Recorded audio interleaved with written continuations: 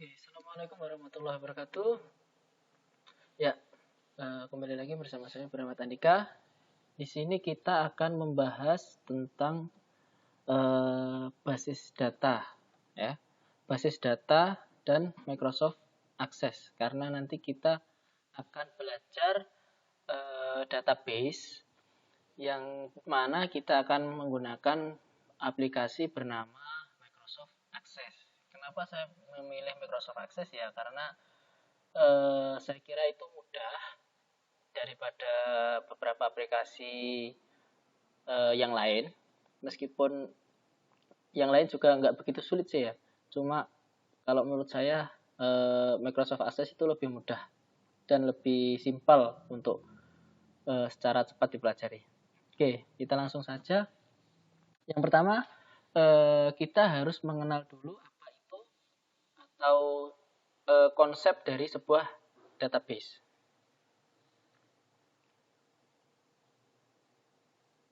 Oke. Yang pertama, yaitu database sendiri itu terdiri dari dua kata. Ya. Yang pertama yaitu base dan yang kedua data atau database. Sama aja. Kalau database itu bahasa Indonesia atau bahasa Inggris, kalau bahasa Indonesianya basis data. Nah, oleh karena itu kita harus mengerti dulu arti dari dua kata tersebut. Yang pertama yaitu base. Nah, base sendiri ini biasa diartikan sebagai kumpulan atau gudang atau tempat berkumpulnya sesuatu.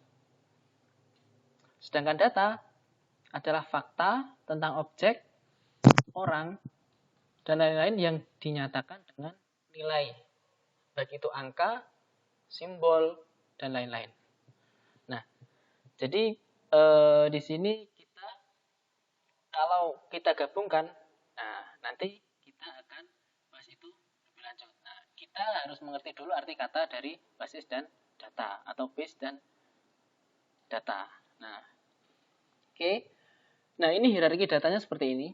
Jadi basis data itu memiliki bagian-bagian kecil ya, atau dari bentuk terkecil ke yang terbesar. Kalau kita dulu pada saat SMA, kalau yang jurusan IPA itu mungkin dulu pernah ya, mungkin dari suatu, kalau kita ada sistem organ, ada organ, sistem organ, dan seterusnya gitu ya. Jadi mulai dari kecil ke yang besar. Nah, begitu pula hierarki data dalam sebuah database atau basis data. Ada yang dari terkecil sampai terbesar, yaitu sampai menuju ke basis data tersebut. Hierarki datanya seperti ini, teman-teman. Yang pertama yaitu bit. Nah, ini nanti sebentar lagi kita coba apa itu bit. Lalu kumpulan dari bit tersebut disebut dengan byte. Begitu pula byte lebih besarnya disebut dengan fill. Setelah itu record dan setelah itu table. Nah, kumpulan dari table ini disebut dengan basis data. Nah, seperti itu. Jadi basis data adalah hierarki tertinggi. Oke, lanjut. Nah, ini yang tadi ya, hierarki data tadi. Yang pertama yaitu bit. Bit merupakan unit data terkecil yang bisa disimpan komputer dalam suatu database, diwakili dengan bilangan 0 atau 1. Nah, jadi suatu komputer itu hanya bisa mengerti dua angka ya, atau biasa disebut dengan tipe data biner. Ya, biner itu hanya berisi dua angka, yaitu hanya 0 dan 1. Hanya bisa iya dan tidak. Kalau iya, dia harus melakukan apa. Kalau tidak, dia harus melakukan apa. Jadi tidak ada pilihan ketiga C ya. Misalnya bisa jadi, nggak ada ya.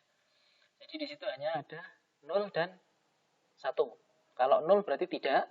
Kalau 1 diwakili dengan iya. Oke, selanjutnya yaitu karakter atau byte. Merupakan sebuah huruf, angka, atau simbol yang merupakan gabungan dari beberapa bit. kita lanjut, yaitu selanjutnya field merupakan unit data yang berisi satu atau lebih dari karakter. Setiap field memiliki nama field yang menggambarkan jenis data yang harus dimasukkan ke dalam field. Nanti setelah ini kita lihat agar kita lebih mengerti apa itu field ya. Jadi struktur datanya gimana nanti teman-teman bisa tahu. Yang jelas teman-teman tahu dulu apa itu bit, apa itu karakter, apa itu field, dan nanti setelah ini apa itu record. Nah, contoh fieldnya itu yaitu di situ ada name, nama, alamat. Misalnya ada nama si A, ya.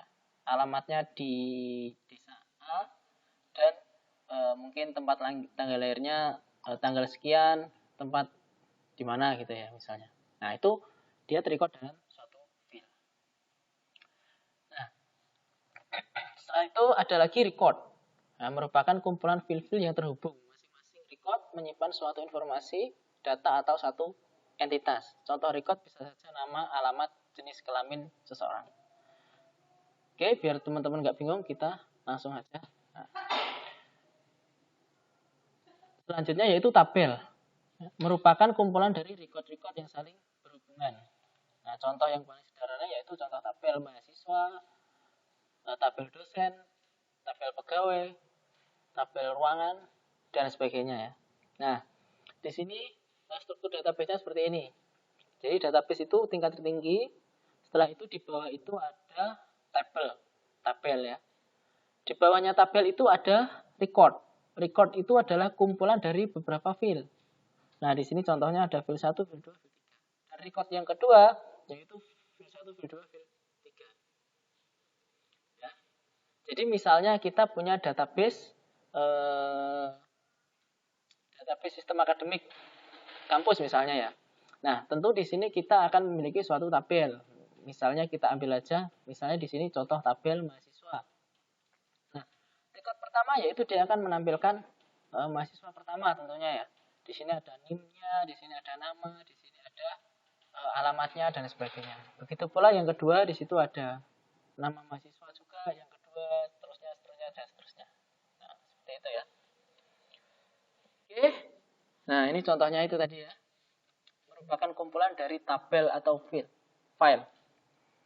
Nah, contohnya yaitu seperti database akademik meliputi tabel mahasiswa, tabel dosen. Nah, di sini tabel dosen berisi misalnya ya nama dosen, NIP nomor induk pegawai, atau mungkin NIDN nomor dosen nasional, atau mungkin kalau tabel mata kuliah di situ ada nama mata kuliah, ada kode mata kuliah, dan sebagainya.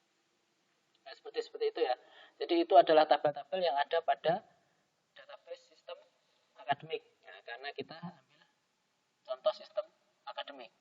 Tentu kalau misalnya teman-teman mau buat database untuk rumah sakit, tentu tabel yang ada di dalamnya juga berbeda.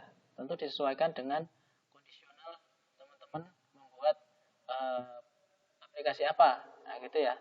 Jadi database itu disesuaikan, dianalisis dulu baru dibuat.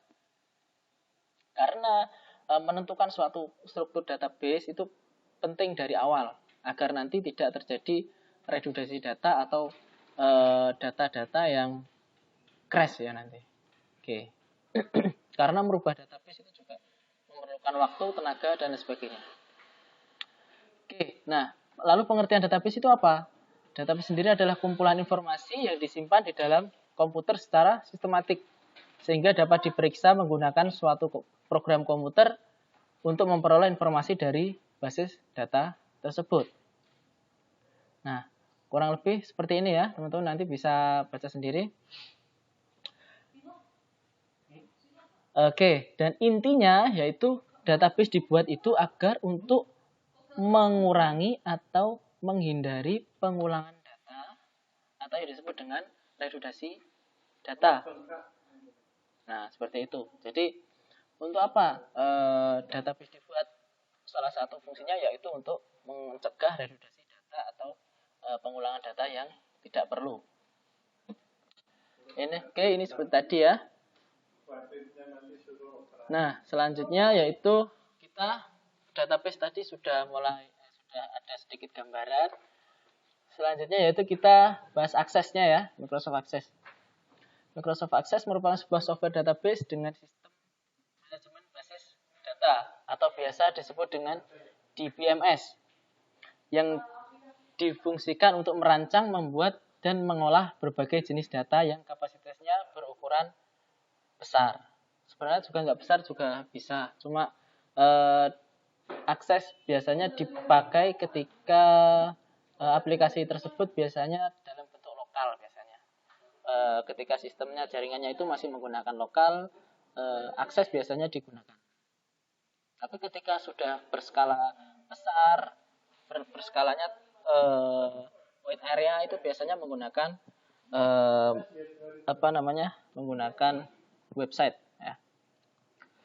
Nah, oke. Ini fungsinya ya. Di sini saya ambil 4 fungsi aja. Yang pertama yaitu untuk staf keuangan. Tentu sistem ini diperlukan sebagai keperluan bisnis untuk membuat data laporan keuangan. Karena keuangan adalah salah satu hal vital dalam sebuah institusi atau sebuah organisasi. Yang kedua yaitu tim IT-nya atau bagi programmer, yaitu untuk terkait pengolahan data atau data-data yang tersimpan di dalam suatu sistem, data-data yang mengenai perusahaan maupun data mengenai klien dan lain sebagainya ya. Selanjutnya yaitu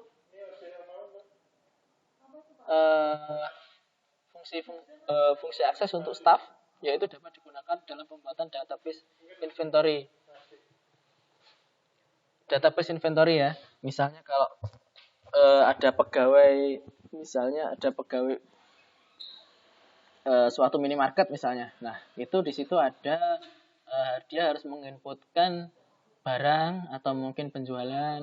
Nah, di situ kan pasti staff memerlukan yaitu suatu sistem informasi yang kita gunakan di akses misalnya. Nah, selain itu kegunaan yaitu bagi pimpinan atau leader dapat digunakan menjadi database profil dan rekap gaji karyawan di perusahaan. Tentu suatu pimpinan pasti membutuhkan laporan ya, baik itu laporan keuangan maupun laporan yang lain. Laporan misalnya kalau dalam suatu minimarket dia memerlukan laporan stok atau laporan penjualan dan lain sebagainya. Nah, ini keunggulan dan kekurangan Microsoft Access, teman-teman nanti bisa baca sendiri ya. Kurang lebihnya tampilannya sederhana ya.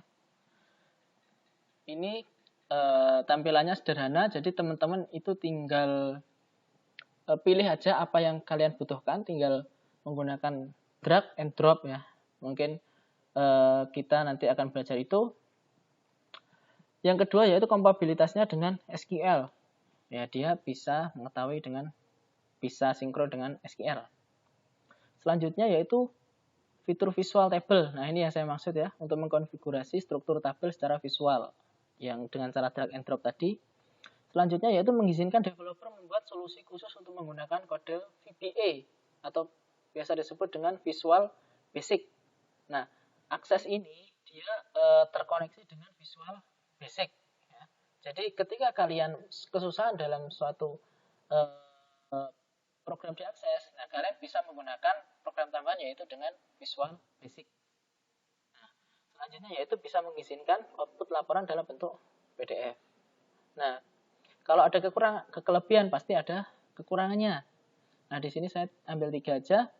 Yang pertama, orientasi data lebih kepada penggunaan lokal dan jaringan berskala kecil menengah, bukan client server. Nah, ini yang saya maksud tadi, rata-rata dipakai pada skala yang kecil atau menengah. Biasanya dipakai dalam satu institusi, tidak dipakai dalam satu skala yang besar. Yang kedua, maksimal pemrosesan file basis data adalah 2 GB. Ya, 2 GB ini sudah sangat besar. Saya kira kalau untuk jaringan yang lokal atau suatu institusi yang kecil ya sudah lebih dari cukup lah 2 GB. Selanjutnya, arsitektur keamanan yang ada belum sebaik aplikasi sekelas SQL Server atau MySQL. Oke. Selanjutnya yaitu fasilitas yang ada pada Microsoft Access. Di situ yang pertama ada table.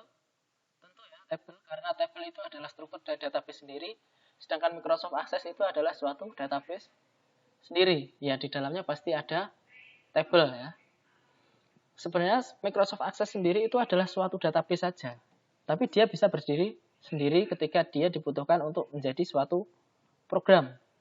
Nah, yang kedua yaitu makro. Nah, makro sendiri adalah berhubungan dengan Visual Basic tadi ya. Visual Basic ketika kita kepentok atau kita tidak bisa kekurangan fungsi, nah kita bisa menggunakan makro atau Visual Basic. Yang selanjutnya yaitu form. Form itu tampilan ya, tampilannya itu mudah sekali dalam pembuatan form, dalam pembuatan laporan, dalam pembuatan report ya, di sini ada report ya.